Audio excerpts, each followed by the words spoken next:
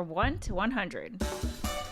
This is a podcast where we talk about building your YouTube community from 1, that's you, to 100 so that you can make a living doing what you love. On this show, we talk about how to build a business as a YouTube creator in the passion/enthusiasm economy. And I'm your host, Heather Ramirez. This is episode 22 of From 1 to 100. Woo! Hello, everybody. Sorry, I was looking at like 5 different things and I kept losing my place in my line. Anyways, okay, so we got to jump into it. I'm excited. I'm excited because I think that this is going to be a conversation, which is like, I just like having real talk, you know, and I feel like this is what this episode is going to be.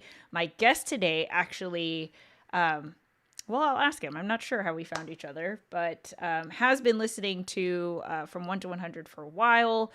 And in my opinion, is a perfect example of the passion economy, right? So refresher, passion economy is you are using YouTube to build a brand, get your message out there, and then you offer a transformational product or service that people are willing to pay a premium price for. This is GovKid method, Derek James, and that's exactly what he's been doing. He's been doing online courses. He's got his YouTube channel. He just launched a community on Mighty Networks, which we will talk about and get into. So very excited for you guys to see an actual example, real world example, and literally we're in the thick of him building all of this. So it's so exciting to have him here. Derek, what's up? Thank you so much, Heather. Not much going on here. Well, you know, when anybody says that, you know, there's a lot going on, especially if you're a creator. But to also answer your question, it was through a Canva tutorial, how to do the shadows, that I found you on a YouTube video. So guys, just a great example, I think, what's possible through YouTube. And, you met Tom, right? Through, it's just so many different things, ways you never would plan on connections being made. So I think all the more reason to, go all in on YouTube and whatever strategy that you are, kind of working on. You just don't know what's going to come from it, Yeah, totally. But I've been doing YouTube for, I have my channel set up for 3 years, but I literally put up a couple videos and then I didn't touch it for an entire year. So it's been aggressively building for the last 2 years. So really 24 months. And we just passed our 10K milestone, which honestly, I was never really chasing the numbers with it.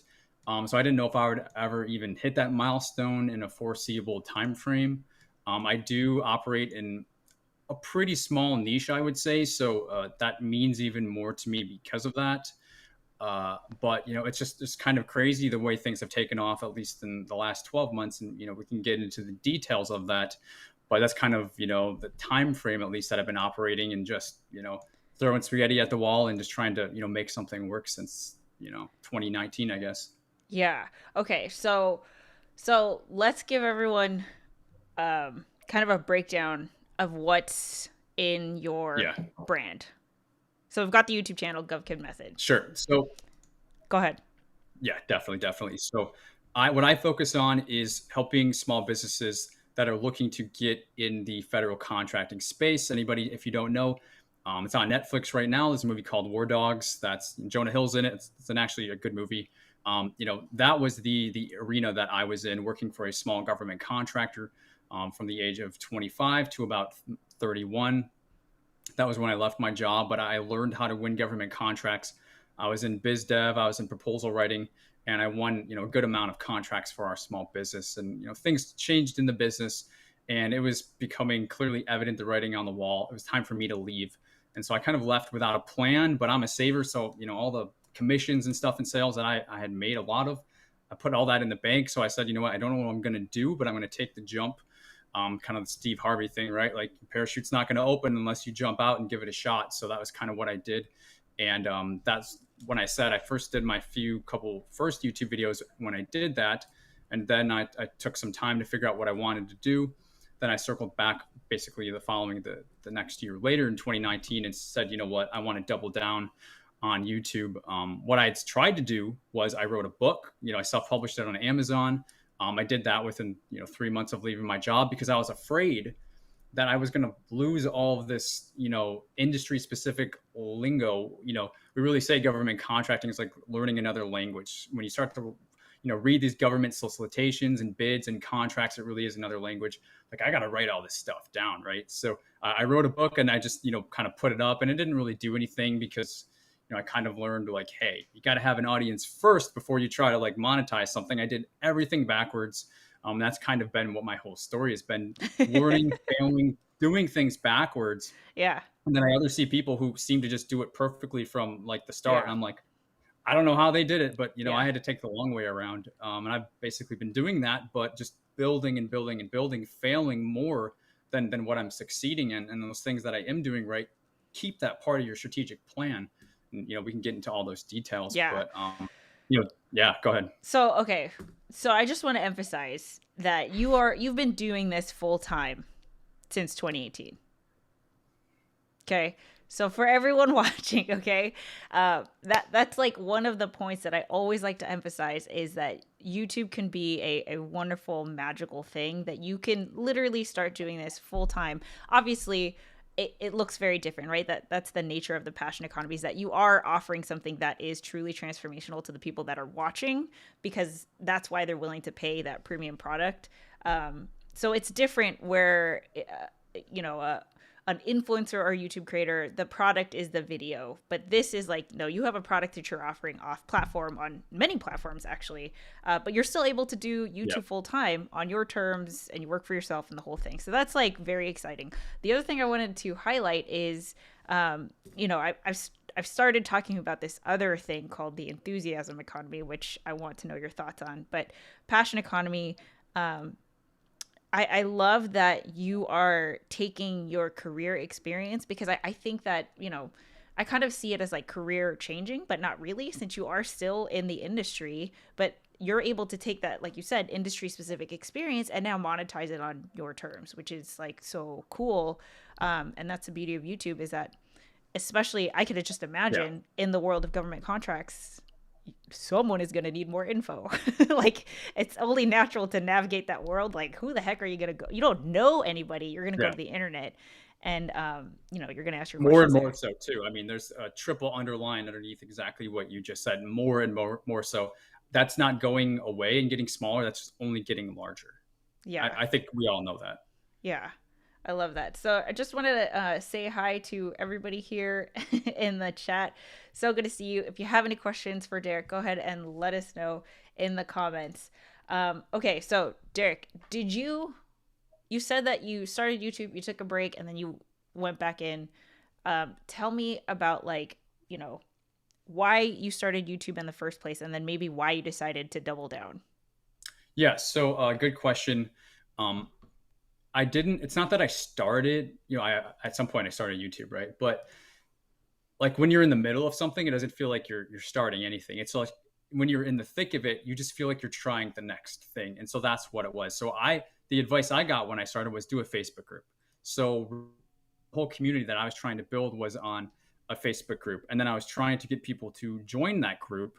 And then I realized, well, like, hey, this is really kind of hard, because, they always say, find where these conversations are already taking place, right? And then interject those, add value. And then if there's some way you can link them back to your thing, that to give them additional whatever, then cool. Like, okay, that's the appropriate way to operate. So backlinks, doing things like that, I was doing that, Right. but I wasn't getting a whole lot of traction. And then I guess, I tried Instagram a little bit. I never even used, Instagram personally. Didn't really get it. Didn't really use or get Twitter that much. I'm not a big social person to begin with. And I'm just not that tech savvy either. It's just not my shtick, right? So, Yeah. but when it came to YouTube, it was like, well, I've never really been shy about putting myself out there on video. And it's like, well, hey, if written or if photos isn't the medium that I want to double down on, why not try the YouTube thing? Because, I oftentimes find it's difficult for me to kind of like communicate my point and get things across. And the best way for me to do that I found is through video. So it just kind of made sense for that to be the medium for me. So again, I tried a number of other things to essentially start trying to build that Facebook group, because you want to collect these people, just like having an email list. You don't want to just have people there for a moment of time. It's good business practice to try and at least create some sort of community, which is something that I've always like craved for that sense of community. And I've Mm-hmm. been fighting the entire time I've been building on YouTube to try to get that. And my thirst still has not been quenched. Um, with the limited things you could do with a Facebook group or just the chat or, going live on YouTube or in the comments, it's only so much. Even an email list that we have, it's only so much. So that's kind of how I started YouTube, was because I started putting, throwing some of those pieces of spaghetti at the wall, doing some videos a year later, coming back to it. And I just realized, hey, like, while I'm reaching people, because these videos are starting to get 10 views, 20 views, 30 views, nothing a lot at all. But I thought all those views were an individual person. And then I'm I looking love at, that. well, where else am I getting 10 or 20 individual people into like a Facebook group or something like that, or going on to Quora or Reddit, like it was just the numbers were higher. So logically, it made sense for me to kind of, start to double down just a little bit on YouTube. I wasn't in high gear just yet, but there was nothing better to do with my time, How did you navigate your if that product makes sense. suite? So like you offer a multitude of things, and I know you said that you tried writing a book Mhm. first. But like say you were to start today. Okay, so you have this skill set, you have this industry knowledge, and you want to do YouTube. Um, and you also mentioned that whole bit about like, yeah, you got to build an audience first. So like, um, Yeah. how would you build that, knowing what you know now? So how would I approach monetizing Yeah. Like, with would you like the do the suite that I course currently have? first, or like, because I know you did, Yeah. you have the community now, So I'll be biased because I'm, at the point where I am now and I'm not where I was. So my answer right? is going to be different, obviously, and that's what you want. So it's like my now and the future self that I'm stepping into. I guess that's why I'm saying that the Yeah. direction I'm increasingly to head into is I'm increasingly becoming more and more learning at a deeper level about transformations. And that is a word that gets used a good amount and it's starting to get used even more and more. But it really is like I understood it on surface level transformation. Okay. You're getting somebody from point A to B. In my business, it's getting somebody from 0 to 1, which I think is one of the most rewarding things you can do. Because if you can go to 1, I believe you can go to 10. And if you can go to 10, you can go to 100. But to get to 1, you got to go from having nothing, which is Yeah. like you're in the creative cosm of nothingness, and you got to Yeah. give birth and make something happen, Yeah. right? It's just something magical about it that I think I really personally get a personal thing from. I think, and that's why I want to focus on helping really really small business owners, teams of 1 to 3. So increasingly, transformation is what I'm more focused on nowadays. So now when it comes to a download, a course, coaching, the how to of getting that transformation, well, whatever is going to be the best medium for whatever that outcome is that I'm trying to get desired, it's going to answer the question for itself. But I would like to share from my personal experience a little bit of the journey that I went on and what didn't work to kind of arrive at saying that. Um, because I started out doing courses. Yeah, me First too. thing after I wrote the book, I did a 27 video course. Um, didn't know how to sell it. I was following Russell Brunson, click funnels, that whole thing, paying for ads and all that stuff. And I was like, this is just not me. I mean, I want to be more organic. I want to have more of a one-on-one. I don't want to just run the numbers. So that's Yeah. why that first year I was like, I kind of had to shift gears quite a bit. I've got .com secrets and expert secrets sitting here right now, but I'm like, it wasn't, having these 20 email long things that you automate and you send out. And it's okay. I mean, the structure is good, like the Yeah. thing works, but the purpose and the intent behind it was what wasn't, working for me. And I hope the viewers that are watching right now, I hope you're kind of following what I mean by that, making that shift from ads and running the numbers to organic, because one isn't bad and one's good. Yeah. It's not like that. I think it's just a fit for what you want to, how you want to run a business. I think they're two very different models. But I think everybody watching this, right, is probably already knows that, and they're probably going for the organic thing. Um, so I had to make that switch the first year, Yeah. and so I started doing that first course. I put it on Udemy. which do you know what Udemy is? Yeah, Yes. Yeah. it's It's another penny courses. Teachable, They steal all your Kajabi, profit. Podia. Wait, they Yeah. have a marketplace, right? Yeah, and that's why, because it's like, hey, Right. well, you can sell your course for $50 and you'll make $4 off of it. So, Oh, I didn't know that about them. oh yeah, it's a big race to the bottom. And in my niche, there was no competition, so it worked. But it's like I valued myself lower, which I've had to learn to really increase my thinking about myself. So I was doing courses. I put some stuff on Udemy. I was like, maybe I'll make a couple $100 a month, and that's where my mindset was at of what I thought was possible. Because monetizing, I wasn't really doing much else. But I knew I wanted to charge more for the courses, at least $100, couple $100, because the transformation that I was trying to get across, that if it worked, was going to save them tens of thousands of dollars. Because I know that's what my competition was doing, and I just, I was kind of chasing the pennies because I didn't believe I could go after. Long story short, I rode that train for over a year. I think I made, I had 5 or 6 courses created, built out on my Teachable website, and I had sold one course. I was just like the worst person at selling courses. Nobody wanted my courses. So, or they didn't want to pay for them, I should say. So actually it was Easter 2 years ago. I was so fed up. This is one of the milestone points in my business where I was like, I can't just keep building these and they're not selling. I need to monetize. Yeah. I said, screw it. I'm setting them all to free. I'm going to set everything I've worked on for at the time, those 18 months, I'm going to set it to free. Yeah. So I set everything that I ever created on my Teachable School to free. And I said, hey, you know what? We're in the middle of COVID. This is me kind of putting it out in the universe saying, hey, I want to help as many as I can come into my world. And, for I don't know how long we're going to do this, but everything is for free. So if you've been wanting to get in and learn this stuff, here is a great opportunity. Yeah. And lo and behold, I mean, you could probably guess something good came from that. And it was just from I'm not telling you anybody to go out and set all your stuff for free. There's a lot of issues with that I've learned since then. But when you're still trying to get something going and nothing's getting traction, you just have to keep trying things until something works. So what worked for me, what ended up happening was, aside from those courses, I had one little download template that was $97. And that was the only thing that I left alone, because it was a template and I'm afraid of, intellectual property infringement, people taking my physical thing and ripping it off because it looks really nice.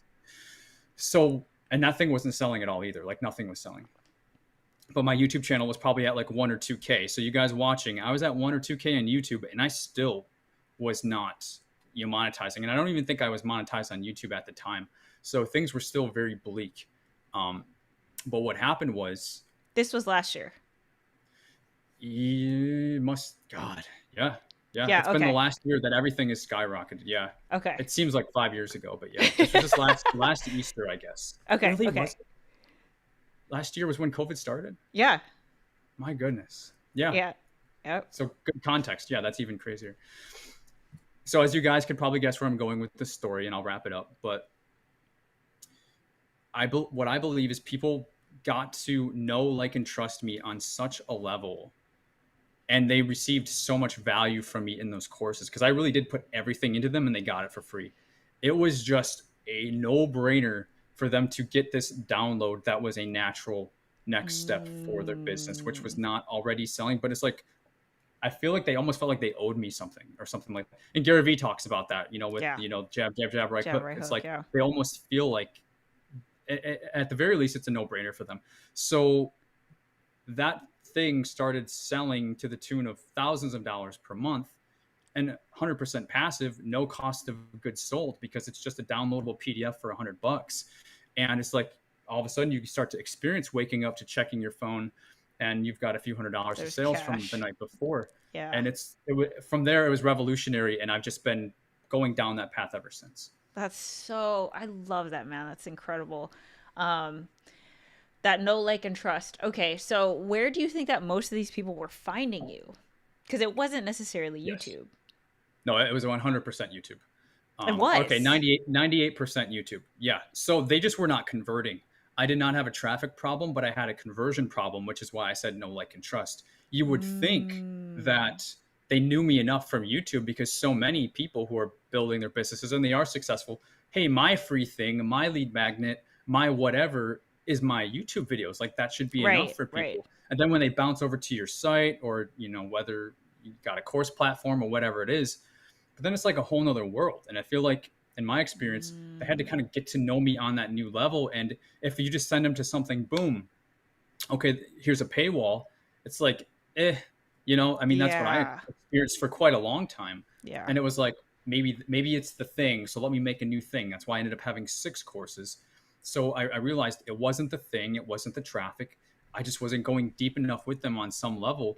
But when I got them in a course thing, they're like, no brainer.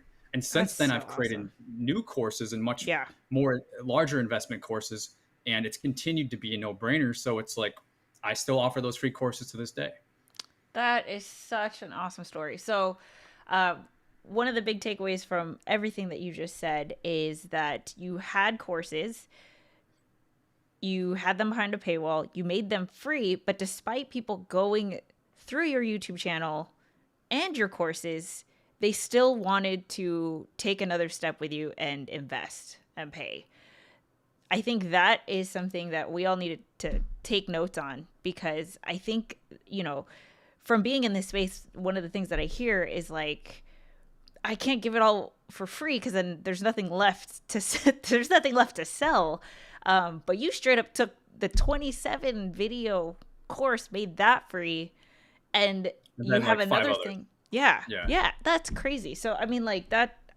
I knew that, but it's so great to see an actual case Yeah. study of that. Actual real life examples, it's still hard to come by, which is why we're having this conversation today. And hopefully it helps those that are watching to hear these specific things. And it's going to be different for you. And don't go out and do what I did, but try and take some things and apply them to yourself. I mean, I'm still learning. We're all still learning, but there's certain things that like flip switches. And I think we need to put those on the wall for everybody to look at and say, well, why do we think that happened? And, if you think you have a different answer as to why people converted, that would be interesting because I don't know, but that's my best guess is that it's only so many possibilities, and I kind of was weeding out a lot of the other ones, and they just Okay, wanted to go deeper.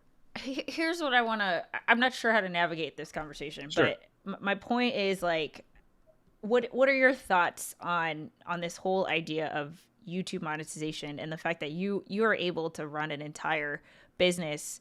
I want to say 10K because that's what you're at, but you were Mhm. you were already running this way before that. So, I mean, my whole thing. I feel like, just personally, I think that it's easier when YouTube is not the end game, but the means to an end. What are your thoughts on that? I mean, 100%. I mean, once, it sounds so silly, but it was like, I didn't even think about putting the link to my thing in my YouTube description. Like for the first 1 or 2K, I linked up my Facebook group to accumulate people, but selling stuff, oh, I don't want to seem salesy. So once I set things to free, I was like, oh, well, now I don't have to have the burden of feeling that way. So I went to emojipedia.com or whatever. I got that little gift icon and I put it at the beginning of every single one of my videos. It said, get your free GovCon courses. And that's literally Mm. what started this entire flywheel. So now YouTube switched to being a lead magnet. And then it gave me purpose to creating these videos because before I was just being a nice guy, trying to make some money, but also trying to create videos that like somebody would benefit from. And that evolved to, hey, I'm still a nice guy. I still want to help you. But if you want additional help and you want to go deeper than this video, like here's the link in the description. And it sounds so ridiculous saying that because it sounds so like everybody knows that, right? But I was not practicing that. And once I got people going to the free courses, then they automatically get signed up on my email list, and then I started doing stuff like that. So to reel it back in, it was like, yeah, YouTube has a purpose in my business. YouTube is not my business, and I'm increasingly running a sprint to head in that direction, just because I'm kind of what's happened with Facebook recently. Our Yeah. Facebook group is stagnated because of the ability for people to even see posts and things like that. Yeah. Hmm. I have to be a good steward of myself, but if I, decide to add an employee or something like that to the Yeah. business, I'm looking more to the future of the business long term, what's going to happen. I can't be reliant on a platform playing hand of God that's just going to say Yep. one day this is going to happen. And I know Bye. I'm preaching to the choir here, but Yeah. that's why YouTube has a place in my business, increasingly so. And it's not my business. I love that. I love that. Roy is here saying I gave away my Amazon book and it became really popular, not as popular when I bumped up the price. I feel like Derek is 100%. ridiculously full of knowledge. Uh, D drop-in nuggets had traffic but no conversion. I need to listen to this at the beginning because this is the trajectory I'm wanting to go on. Thanks for sharing. Give value, everything else will follow. Yes, YouTube is not my Yes. business. I hate how out of control we are with these platforms and algorithms. You know, and like, look, Yep. I firmly believe there is a place for YouTubers. I think that's cool. Like, if you want to Oh, yeah. be, you know, Yep. the YouTube creator, YouTube influencer, like that's great. That's cool. It's just, um, I just want to advocate for a different path. And honestly, Derek, man, I was like you, where it sucks because like the way that I um analyze everything is that it's my fault or there's something wrong with me. So I did the same thing you did. I was like, Same. oh, look, I want to teach about YouTube. I'll make a course. And it just sat there. I did the whole thing, the like freaking funnel and the, you know, the emails and everything. Yep. And it just sat. I probably sold, you know, in all my career, 30 courses or something over the span of like 3-4 years. And I just felt like there was something totally wrong with me because I was following the prescription, but it just wasn't happening. And the thing that I gravitated towards was like doing live streams, doing stuff like this, and like actually helping people in like all these other ways. And over here, I felt like I was trying to force something. And of course, instead of evaluating whether that model was for me, I was like, oh, it's something I'm doing wrong. Like my course sucks, or like I'm not a good teacher or whatever. And I hate, I'm sad that I felt that way, and I don't want anyone else feeling that way. Definitely, Yes. you have to experiment, and I think that, you know, we live in a world where there's so much flexibility, and it really, you could do something like Derek did and just like, you know, try something totally crazy, like make all your stuff for free. Eventually, that turns into a thing, or you know, there's so many other ways to take it. But I think the fact that you are so passionately pursuing that is what in part is what's making a difference, and that we all recognize being able to add your character genuinely, authentically through your channel, which I almost hate saying that, but through your business more so, for me has also been a huge component in differentiating me from Yes. my competition. And one example I will just give for that is, in March we launched our premium program for it's a $2,000 investment, and then it's $500 per year after that to stay part of the group. Um, this being a guy who a year prior, the Easter prior, wasn't even able to sell a $97 course, right? That's so crazy. Making that leap, there's Yeah. been so much transformational things that have happened, but the example being, again, this isn't, I'm not trying to like pat myself on the back or anything. Right. This is just, it's just an example, It's just genuinely, your, guys. yeah. It's out of all my competition for that program, because I do have 3, 4, 5 competitors that are pretty tight in the space, and I don't really pay attention to what they do. And that is one thing I recommend you don't do. Don't really pay Yeah. attention to your competition. But I'm the only one who does not have a buy now button. And if you can, I'll explain what I mean by that. So I have an application process. First, you have to There apply, it and I is. review that.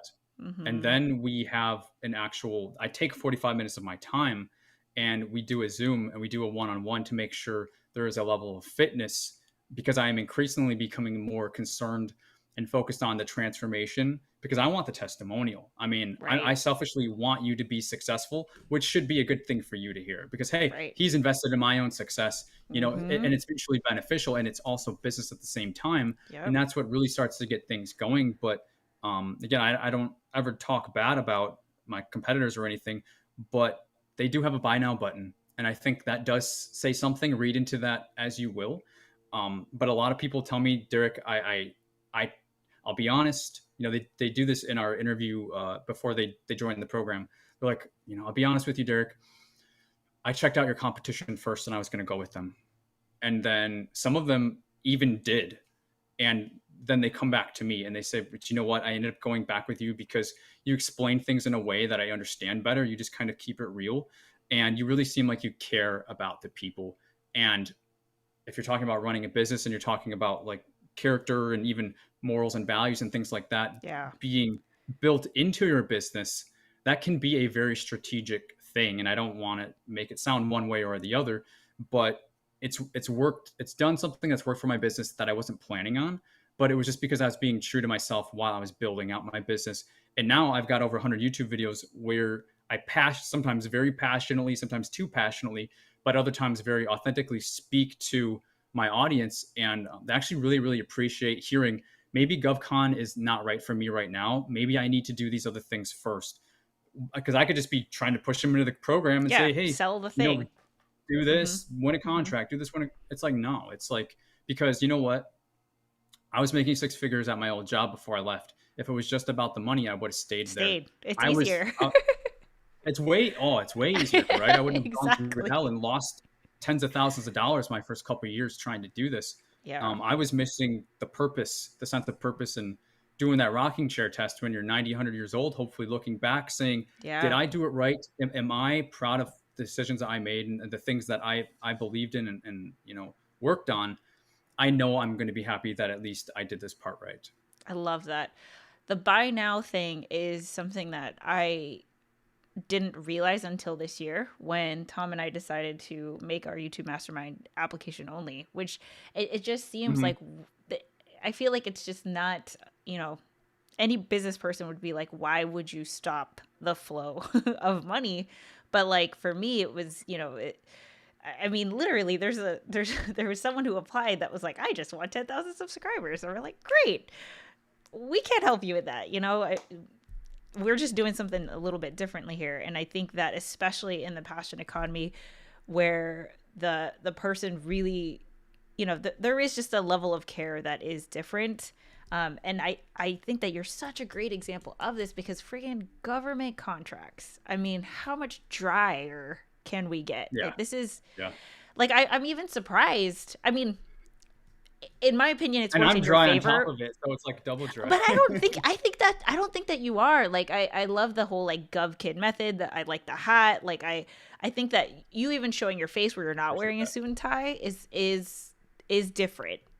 And I think that makes you stand out in a good way in that space. The GovCon space, it's very much kind of like an old man's game, if you will. Yeah. And I got I got attitudes about a lot of things in life. And one of the things I had a chip on my shoulder was I went into meetings.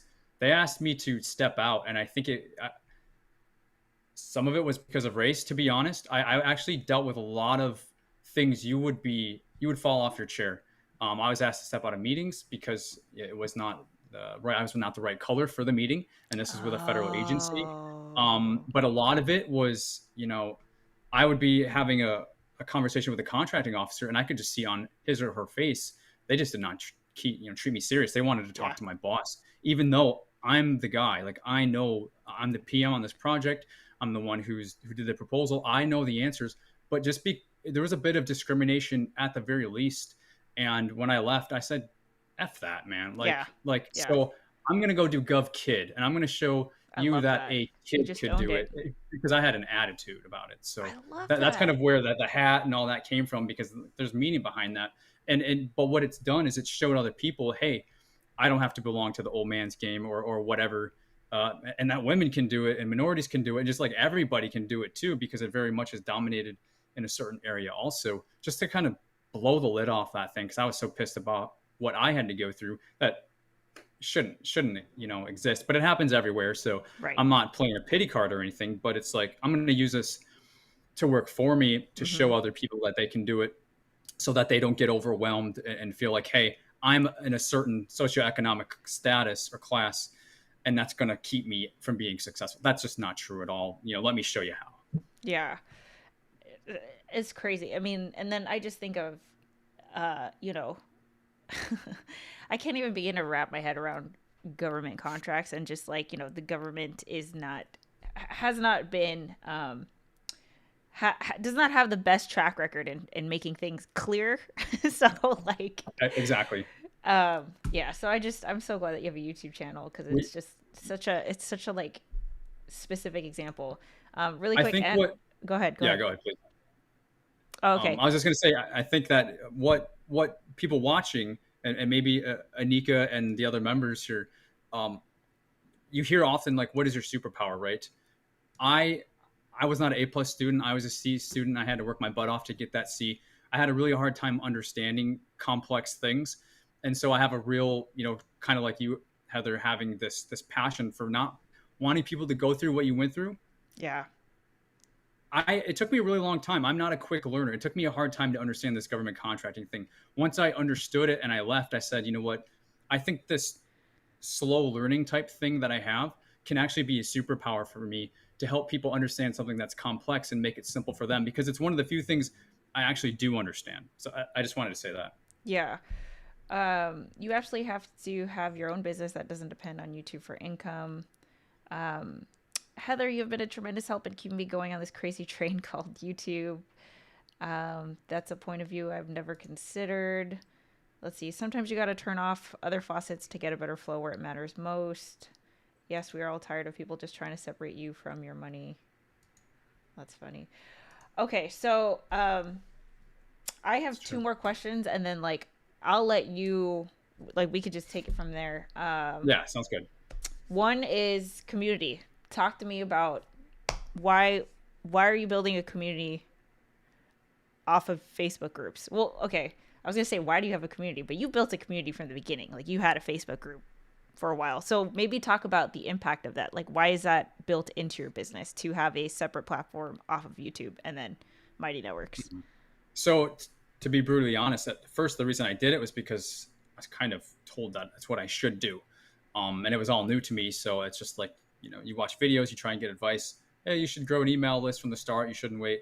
Hey, you should grow a Facebook group. It's a way to monetize. So I thought it would be a way to monetize, like give people a place. Now you got them, and then now that you got them, you can put your stuff in front of them and sell them. That was initially kind of how I was thinking about it, because if you're trying to start a business, obviously you're always going to be thinking about how am I going to monetize, how am I going to monetize better, or what have you. When a lot of people approach it that way, since it's evolved to be focused more on transformation, and there's just a huge shift that happens once you realize that.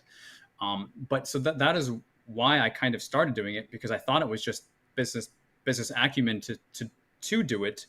But the way it's evolved and the way that I think about it now is, again, it's all about transformation, but then it's also that lesson that I learned about know, like, and trust. So I believe if I can get people closer to me and closer in a circle, a way that I can scale and manage without being, you know, guys, when you get to a certain point, you can't answer everybody's question every second of the day. You just can't do that.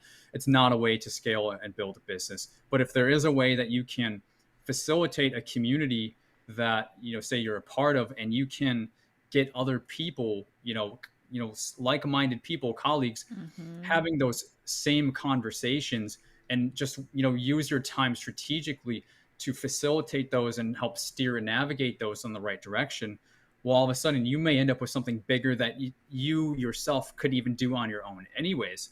Because I don't know everything about government contracting. I do have people in the Facebook group and in the new community that know about things that I don't. I do have contracting officers in there. I do have people that are credentialed in this space. So, and I don't think it's a good idea to put yourself in the position to play God, because then you have to know the answer to everything, and you don't ever have an Mm-hmm. opportunity to say, I'll find that out, or I don't know, or you know what, that's not my area of expertise.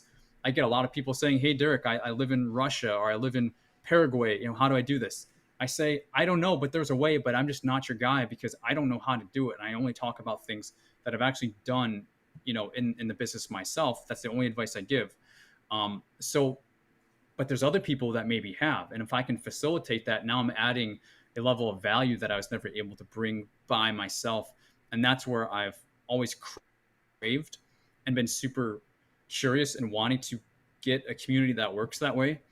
But through email lists and Facebook and all the other things that I mentioned, I just haven't been able to get to the point to where I wanted, which is why I was really, really excited, where I've learned from you, Heather, about Mighty Networks, and I did my own research and I made my own decision. And last week we opened up, our community, and so Yay. now I'm bringing people there from our previous communities, and we're super new, but I'm kind of observing right now. I'm developing more what I want the intent to be, but I'm super excited about what could be and the ways that specifically Mighty Networks allows you to facilitate things in a way that the other platforms do not. Yeah. So that's the thing with um, email. So with Mighty Networks, and I'm sure other platforms do this, like you still have, ownership over the people where Mm-hmm. like if you needed to directly contact them, you could and they would see your message. That's not true for like YouTube and Facebook. Um, but what's cool about a digital online platform where you are hosting a community is that is scalable, right? So it's not scalable to be able to respond to every email, respond to every direct message. At some point you are going to tap out, and like Derek said, you're not going to know everything. But even if you provide the platform where someone can ask that question, and even if someone else is answering, it's still value that is attributed to you. Which I knew that, but again, it wasn't until like we opened our Just Create More network where I was like, oh my God, Yeah. this is the coolest thing ever. Okay. Last question is, and then we talk about whatever is, what do you think actually works on YouTube? Like what tried and true, regardless of your niche, your experience, your, Yeah. like all of that, what actually works in helping to build an audience and grow a YouTube channel? So, I mean, we all know education and entertainment. So that's kind of the top of the diagram. You should kind of mentally see where you could fit in between those two, because that's the biggest reason why somebody downloads a YouTube app on their phone or whatever. Um, and then within that, I think I'm not gonna talk about entertainment because I don't know much about it.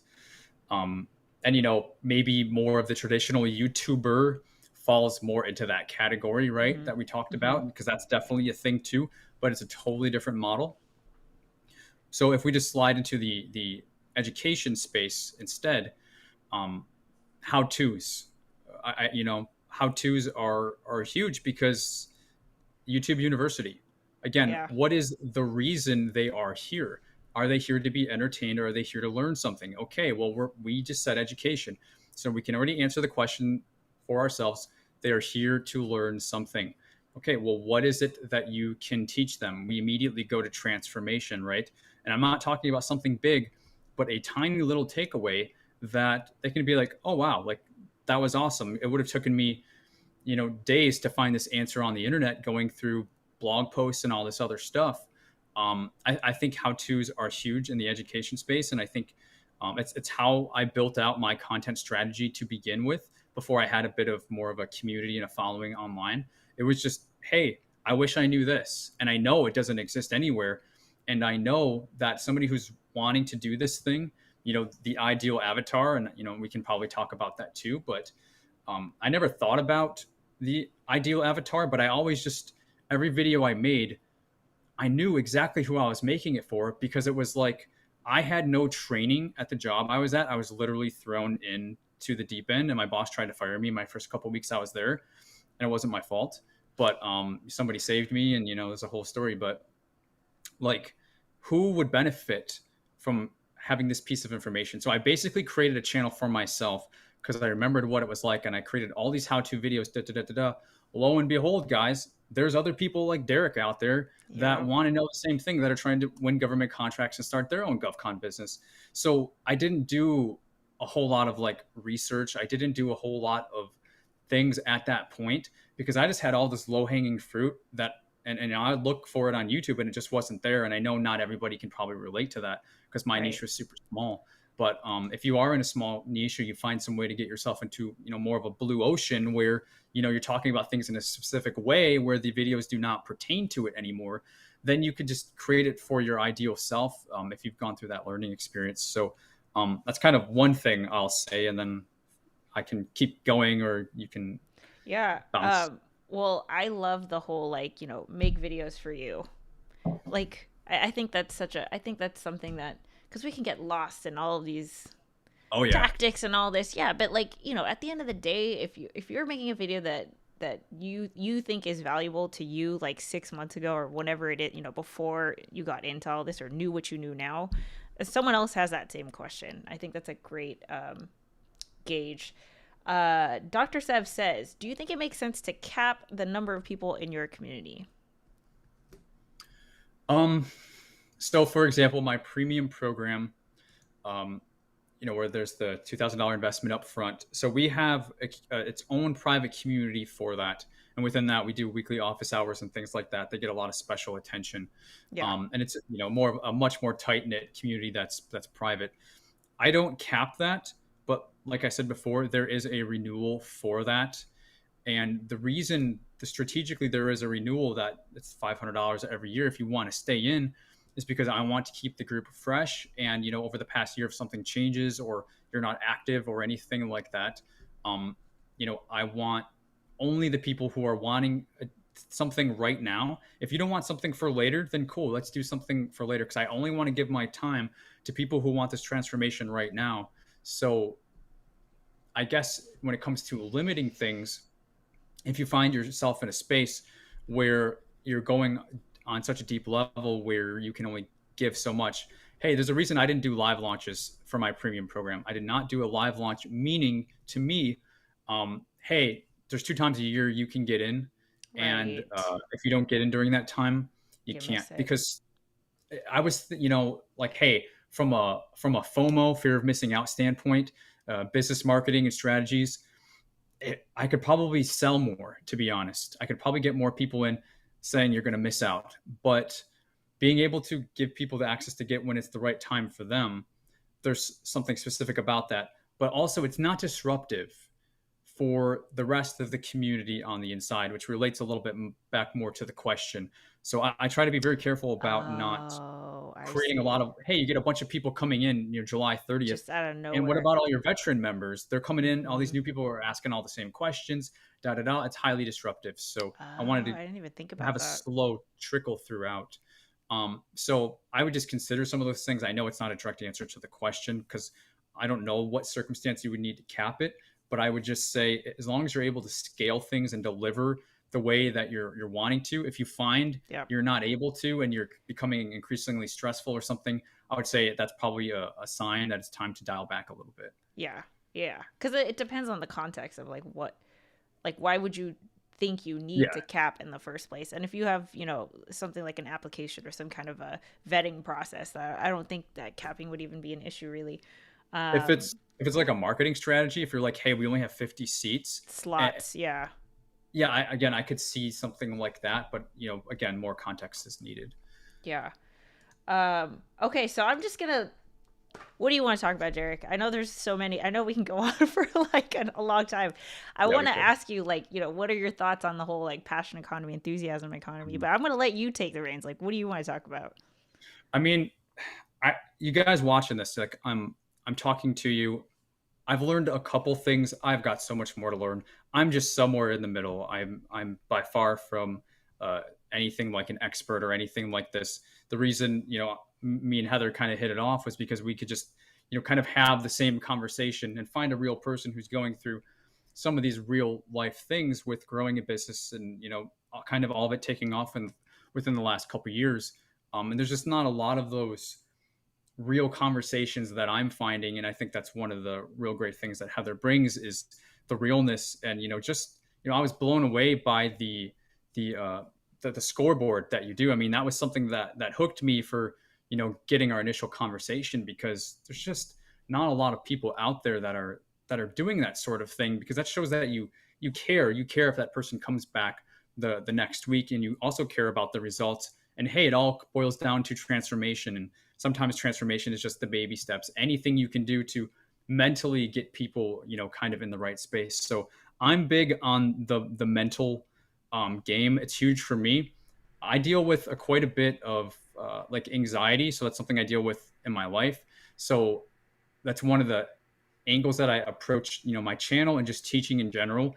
Like, hey, if people are feeling overwhelmed, they're Yeah. feeling intimidated, they're feeling someone else can do this but I can't, anything like that, which I know resonates to so many people, I have an infinite well of compassion for that, because I know exactly what it thinks to think that you're not good enough, Yeah. or that you can't do it, but you want to do this thing, and but you're afraid or whatever. And those are the type of conversations that I'm most interested in having, as it relates to my niche, government contracting, but in general, which is why I was excited to come on 1 to 100, because I'm willing to bet that you've got a number of people here that are watching today that have some sort of mental game that's holding them back, and you don't really have a whole lot. You've got Heather, you've got Tom, you've got some other folks, but maybe you don't have a whole lot of folks that are allowing you to believe that you can do the That you thing can do this.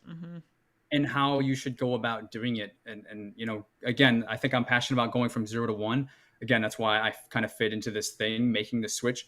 If you're miserable in your life, if you're just in a job that you just know to the core is not something that you want to do, and you think something like this might work for you, explore it. Do not quit your job. Do not just drop what you're doing, but consider it, because I'm here, Heather's here. We're here as examples to say, you know what?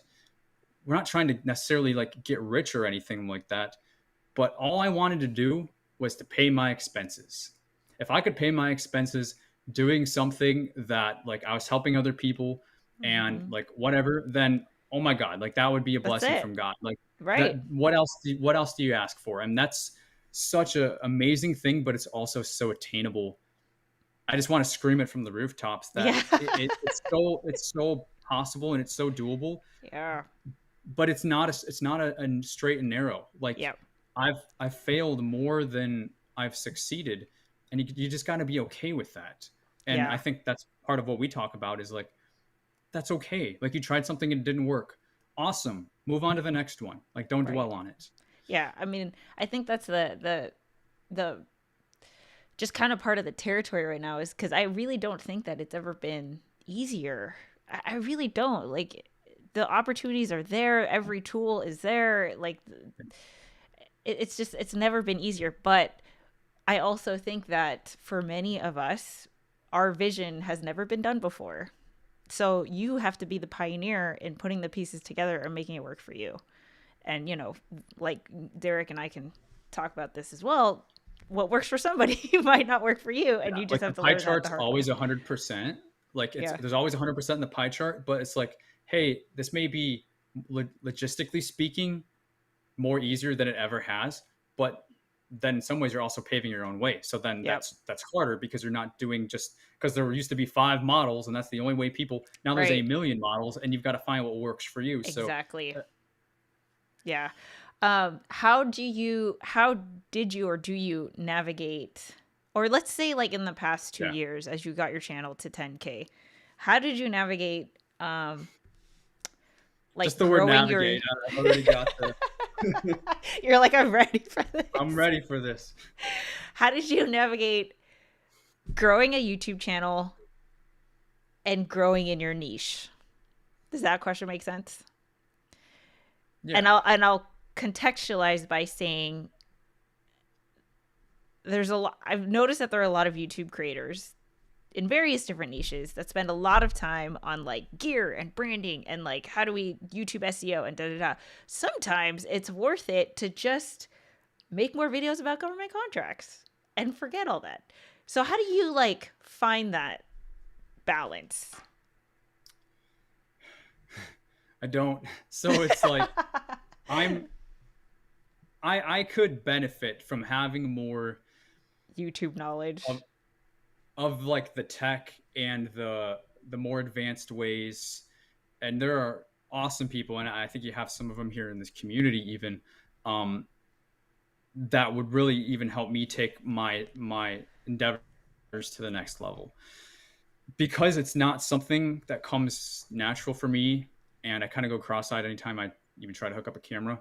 um, it never was anything that I consumed myself with.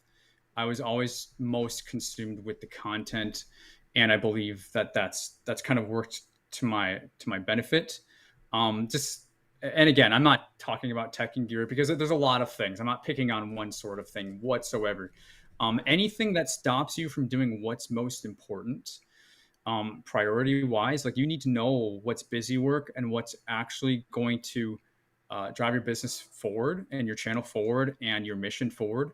And it's like, hey, 6 months from now, what are you going to thank yourself for doing? I mean, I approach that to my content like, hey, what video am I going to be like, man, I'm so glad I made that video, even though it was going to be difficult. I knew it was good for the channel, versus doing the easy thing that, maybe you'll get a lot of views when I post it and then it's never going to pull back up in search or whatever.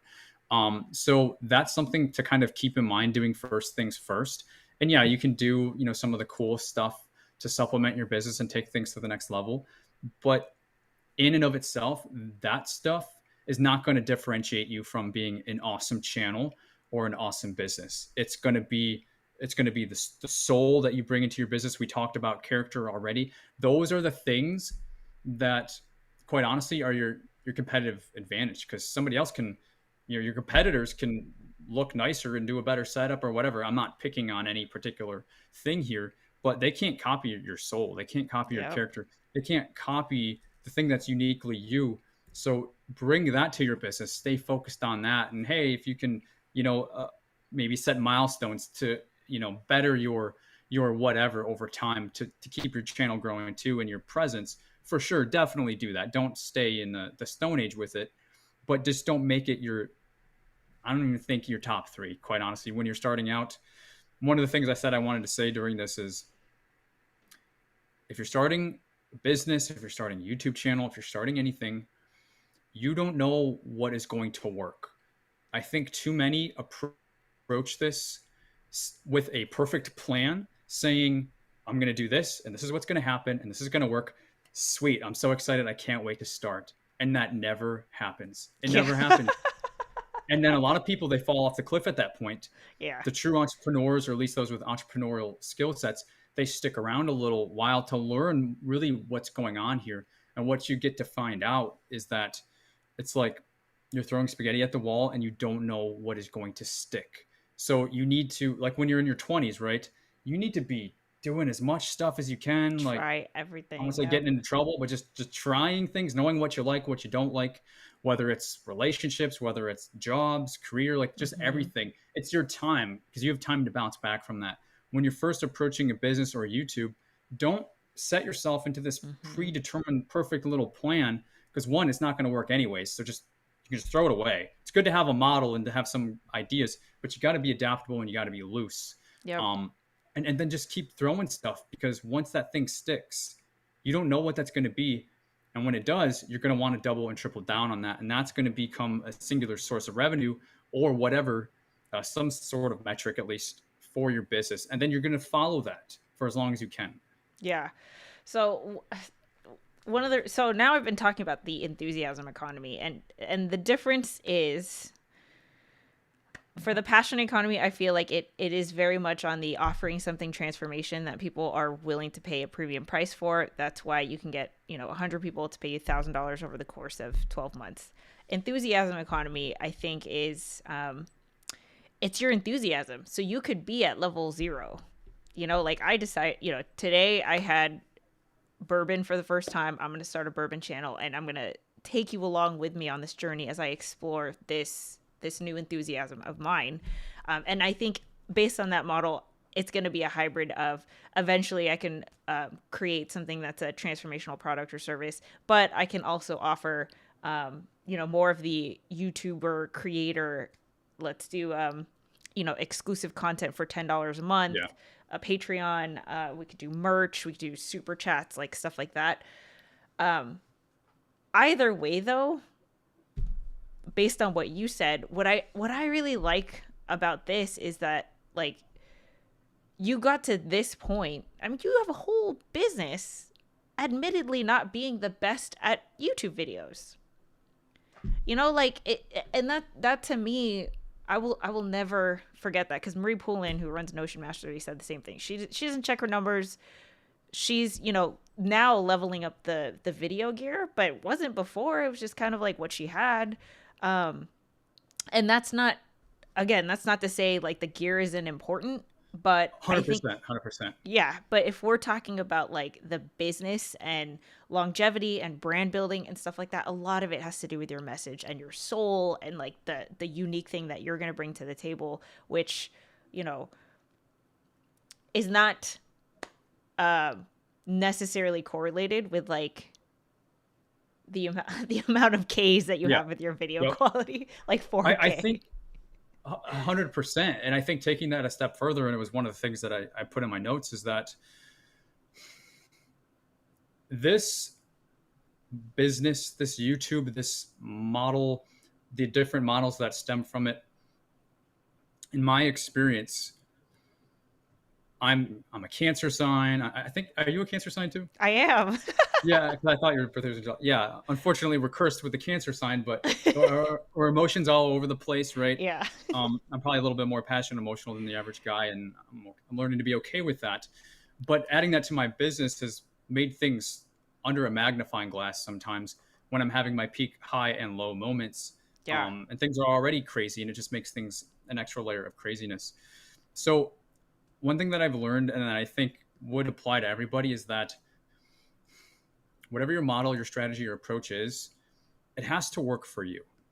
Like, it has to work for you. And if playing by some rigid schedule that a platform wants you to go by doing certain numbers and following certain, tips and tricks, ways that you have to do things, if that's not naturally how you are, which if you're a human, it's probably not, then at some point it's probably going to catch up with you, and it's probably not going to work for you too well. And that's where, burnout and stress, and hey, I've been there, I've been through it, you probably have too, Heather. I'm sure you've talked about it. It's like, more and more, in order for me to play the long term, I think for anybody to play long term, this has got to be something that's on your terms, and it's got to work for you, and that has to supersede some of the other things that maybe a platform or just standard business practice wants to do. Like, hey, if you don't like sending emails, if you just can't do it, well, just because you're supposed to build an email list, I mean, let's use a little bit of common sense here, right? And that's why we pick our mediums, even for the platforms. You Yeah. don't want to be on video, don't be on video. Like, you Yep. do Yep. an audio, do a drawing thing. Like, Yeah. like there's so many other ways to go about it, which is awesome. But kind of know thyself. I'm learning that more and more recently. At the end of the day, if it doesn't work for you, just don't try and force it. Yeah. And I know I've forced it. You've probably forced it. I'm sure people watching are forcing it now. We're going to force it. I think we're all going to learn more and more. Like, if it's not there, don't force it. Instead, kind of go with what you're naturally going to be. Because if you do, those natural things, the organic things, the truth is going to come through. And again, it's going to be what separates you from your competition. And yeah. And I know that's the advice that like I feel bad giving that kind of advice out because it's not that it Common. sucks. It's just it's like, oh, what am I supposed to do with this? But here's the thing, right? Derek told you himself. He had what, 5 courses, and what, sold one. They were there Yeah, for a one. while. You had a book. You tried all these different like monetization methods, and then when you were like, you know what, I'm gonna try this other way, and then it was easy. Like it just flowed, right? And I could say the same thing with me. I had zero to YouTube Hero. I revamped the course like 3 times. I tried I tried Teachable, I tried Podia, I had all these like Yep. different prices and everything. I had, different webinars and everything, marketing funnels, all of these things. It took me so long to make the same amount of money that I probably will make with Just Create More in like months compared Yep. to years. And that's the thing with Just Create More. It was like, if you asked me to write a business plan, I couldn't even like include that because I didn't even know it was a thing, And then, so when we say maybe there are things that just don't work for you, maybe you're trying to force it. I promise you, there will be a thing where Yes. you'll know it when it's happening. It's like, wow, it's like it's coming easier. It's like it's just going, it's just flowing, and like with everything else you had to try so hard. And You I have to wish be there was very better careful. advice for that, but Yeah.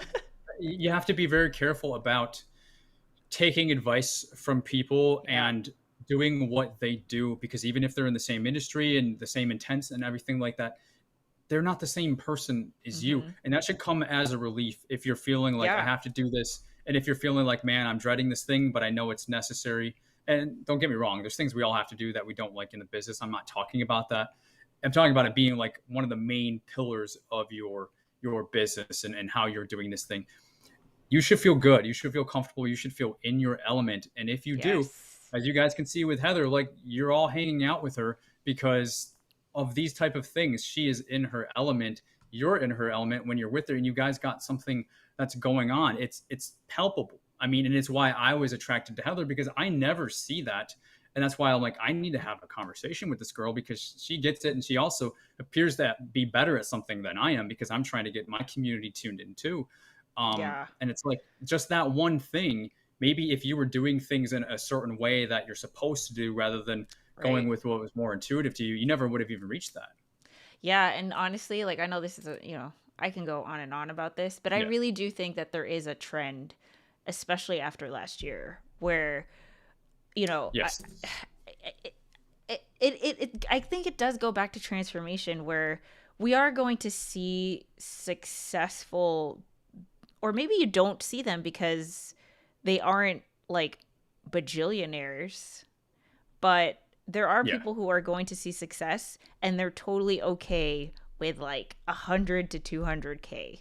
We don't have to like be the biggest or the richest, but like, hey, if you could, like you said, pay your expenses, be comfortable, have meaning in your life, find purpose. Like, I just feel like, isn't that the end goal?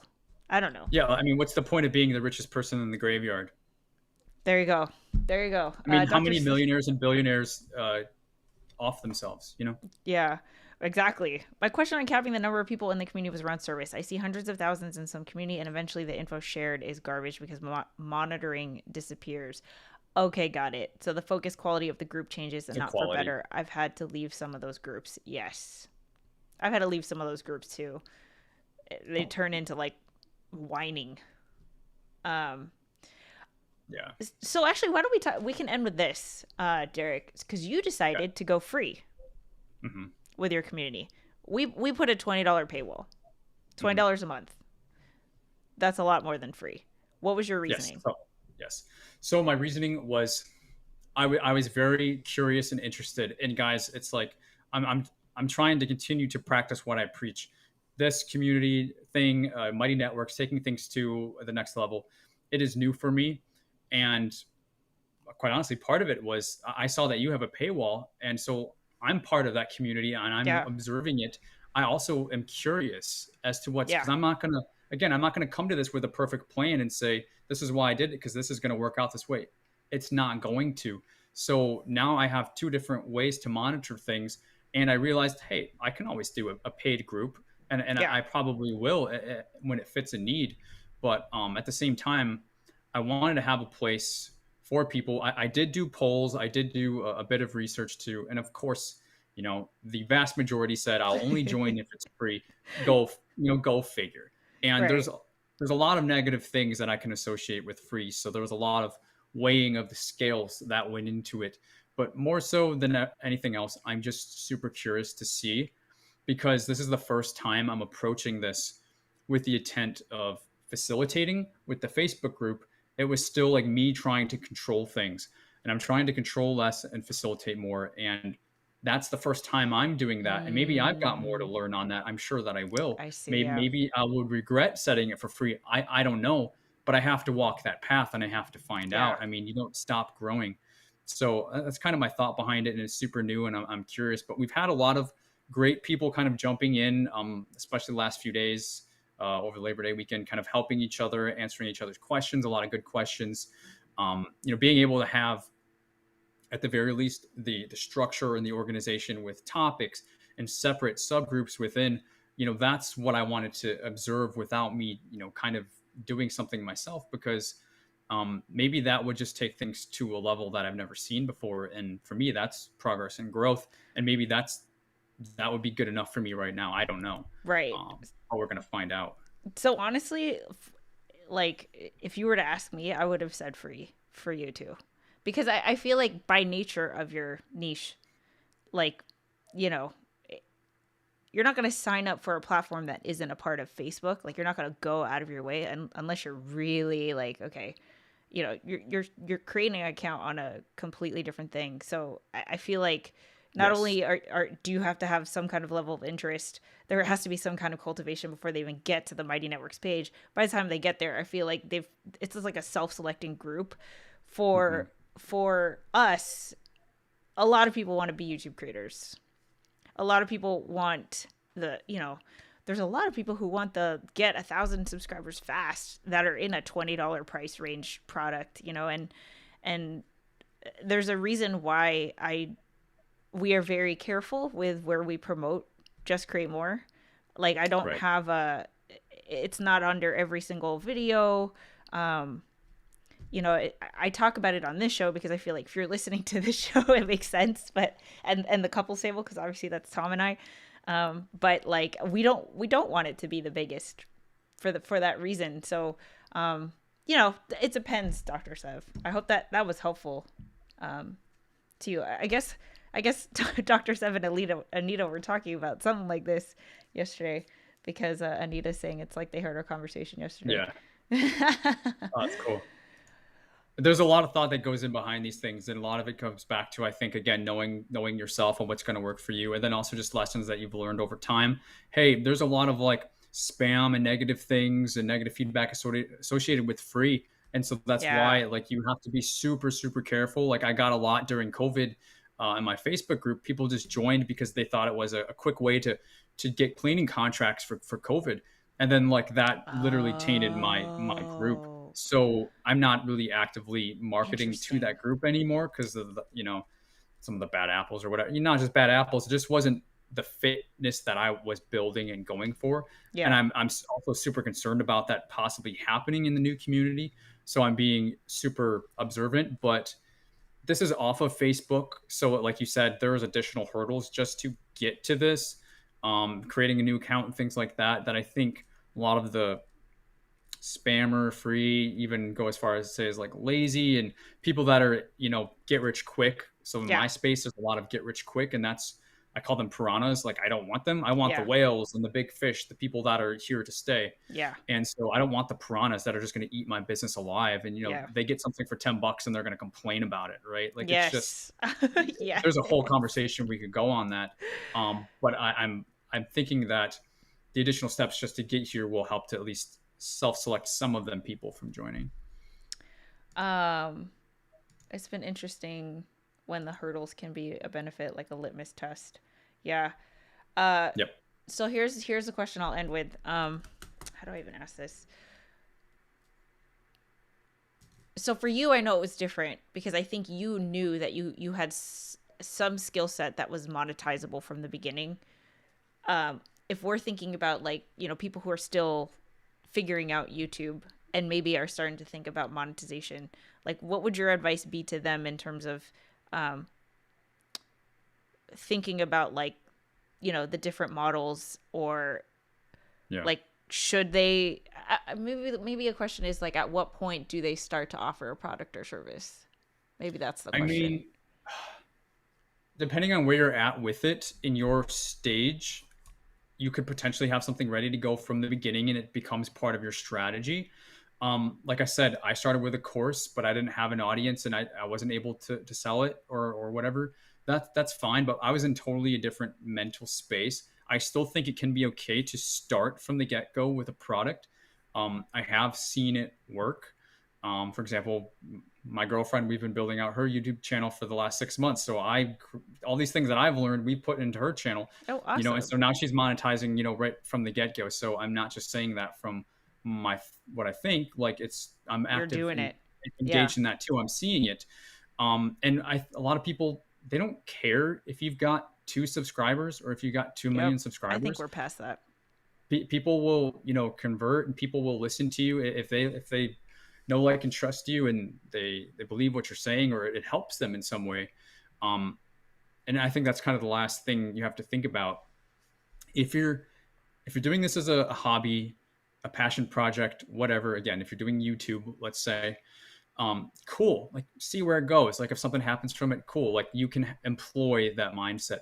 But if you are saying, I definitely want to do this as a business, but I don't know how to do it, I don't know how to monetize, blah, blah, blah, come down to, and this is going to take time for you to develop, but what is a transformation that you can offer? I wish I could use a different word because I'm so tired of saying it, but what can you help somebody with? What is a point A to point B that you can connect them with? Because the how and the best platform and the whatever, those are details that will get figured out. Where the Mm-hmm. thought and the sincerity and the genuineness to want to help somebody, most of the time small business owners, they're, at least in this space, they can relate to it personally, and so they're trying to help with Yeah. somebody with a problem that they had. So if you have that, identify what it is and tap into it, and the rest of it self is probably going to flesh itself out. And Yep. whether it's when you hit 1K subs, you create something, or you come to the space with something already.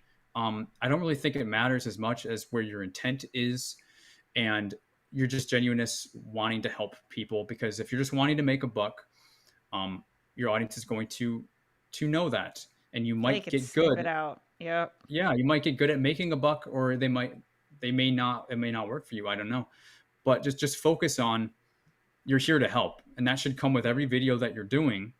And then, hey, you can't help everybody with every single thing possible, like in one video or even 100 videos. So if there's some way to better tie all this together, or tie it together with a support system where you can do more deep dives or whatever, Yeah. then Mm-hmm. you can start considering better things like, membership programs or courses. Or, I mean, PDF downloads have been great for me. I've just created a few others. If like downloadable things, like things that you can create as a Word doc or Excel workbook, things like that, I think that's very much underrated in the space. I think it's very monetizable, and but it's only for certain niches. Like if you're an accountant, I mean, Excel workbook that stuff up all day. Give people templates, give people the layouts to do this stuff, because it'll take somebody like me 3 weeks to do Right. it. I was trying to create your accountability leadership board. I couldn't do it. Like I Right. was Right. trying to eyeball it. I'm like, I'd just rather buy it from Heather. Yeah. Like, so depending on what works, I mean, all those details will flesh themselves out.